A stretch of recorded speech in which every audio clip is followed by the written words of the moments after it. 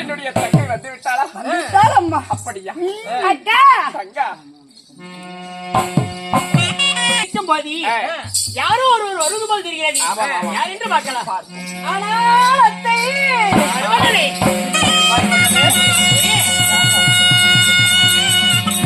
அத்தமுன் பாதமே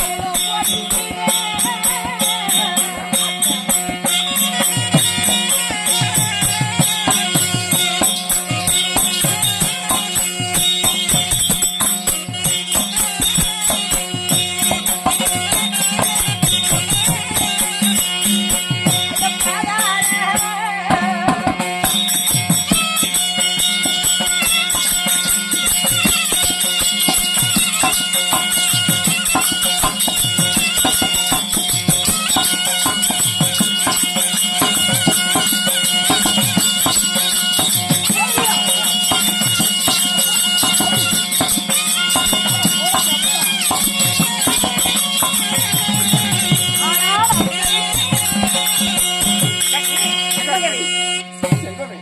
தங்களின் அனைவரின் திருவடிகளுக்கு சரி. மல்லிகை முல்லை கோங்கு இருவாச்சி பாரிசாதம் என்பதற்கு பலவிதமான மகளை கொண்டு வந்து ஒரு சரணம் செய்தேன் அத்தை. பாய் கண்ணு அப்படி கண்ணு அத்தை. ஏன் கண்ணு?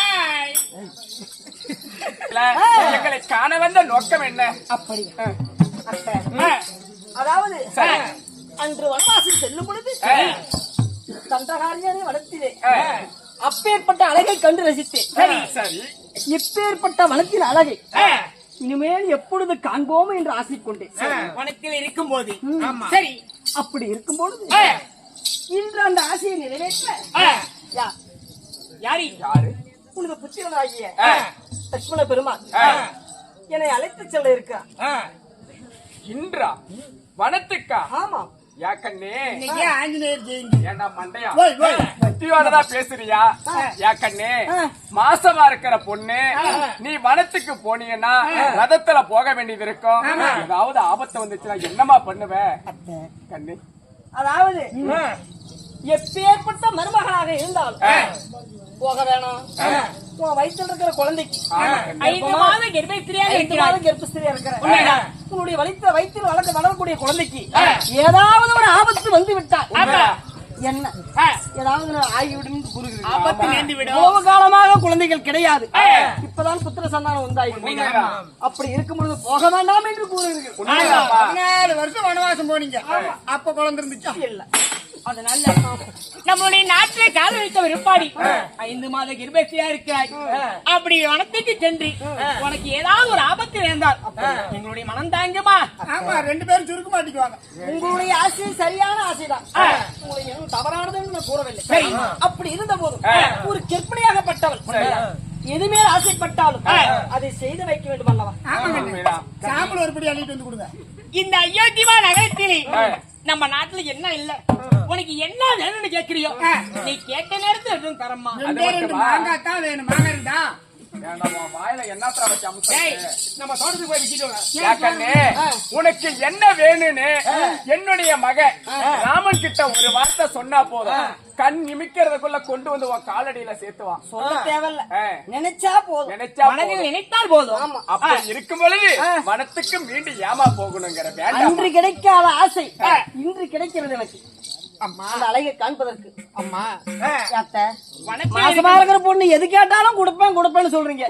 இப்பேற்பட்ட அழகான வனத்தை ரசிக்க போறேன் அப்படின்னு நான் சொல்றேன். அப்பேற்பட்ட ஆசை நீங்க நிறைவேற்றி வைக்க மாட்டீங்களா? உன்னுடைய மாமி அனைவரும் கொடுமைக்காரி கிடையாது. உன் வயிற்றுல உள்ள சிசுவுக்கு ஏதாவது ஆபத்து நேர்ந்தால், உனக்கு ஒரு ஆபத்து நேர்ந்தால் உன்னுடைய மனவளன் ஸ்ரீராம சந்திரமூர்த்தியால தான் தாங்க முடியுமா? இந்த நாட்டு மக்களால தான் தாங்க முடியுமா? எங்களால தான் தாங்க முடியுமா? அப்படி அதனாலதாமா போக வேண்டாம்னு சொல்றோம். பாருங்க, என் மன்னவரின் போதனை இல்லாமல் நான் ஒருபோதும் செல்வது கிடையாது. மன்னவரின் வார்த்தைக்கிறங்க தன் தம்பியாகப்பட்ட லட்சுமணன் தன்னை அழைத்து செல்ல இருக்கிறார். ஆமா, உன்னுடைய மனவளர் ஸ்ரீராம சந்திரமூர்த்தியே போதுனாரா? ஆசையை நிறைவேற்றணும் அப்படின்னு சொல்லிருக்கிறாரு. 1000 தான் இருந்தாலும் எனக்கு மாமி இல்ல, மாமியார் அல்லவா நீங்க? உங்ககிட்ட சொல்லாம போனா உங்க மனசு எவ்வளவு கஷ்டமா இருக்கும். அதனால நீங்க ஏதாவது கஷ்டப்படுவீங்களா அப்படிங்கிற எண்ணத்துலதான் உங்ககிட்ட ஒரு வார்த்தை சொல்லிட்டு போனா சந்தோஷமா நீங்க அனுப்பி வைப்பீங்க அப்படின்னு தான் உங்ககிட்ட நான் சொல்றேன். அம்மா, அது மட்டும் கிடையாது, மகனுக்கு மகனாகவும் குழந்தைக்கு குழந்தையாகவும் இருக்கிறார். அவர் பத்திரமாக ரதத்தை கொண்டு செல்வார். எந்த ஒரு ஆபத்தும் நேராது என்றும் கூறியிருக்கிறார். ஆமா அம்மா, எங்களுடைய மகன் ராமனே சொன்ன பிறகு மறு பேச்சு கிடையாது. அப்படி இருந்தாலும் பதன பத்திரமா போயிட்டு பத்திரமா திரும்பி வந்துடும். அது மட்டும் கிடையாது, உங்க 2 பேர்த்த ஆசி இன்னொரு அத்தை சுமத்துறாங்க. உங்க 3 பேர்த்த ஆஸ்தி எனக்கு இருக்கும்போது ஆசீர்வாதம் இந்த குழந்தைக்கு எந்த ஒரு தடையும் நேராது. உண்டம்மா. அதனால புன்னகை முகத்தோடு சிரித்த முகத்தோடு என்னை அனுப்பி வையுங்கள். அப்படியா? அம்மா, சென்று வாருங்கள் அம்மா. சிரித்த முகத்தோடு தான் சொல்கிறோம். அப்படியா? என்னுடைய மகனாகிய பெருமாள் கூட வரும்போது எங்களுக்கு என்ன ஆபத்து? எந்த ஒரு ஆபத்தையும் நேராது உன்னுடைய மனவாளர் தெரிவித்திருக்கிறார். நல்ல மனத்துக்கு சென்று வரும் அம்மா. மருமகளே, பத்திரமாக போயிட்டு வாமா.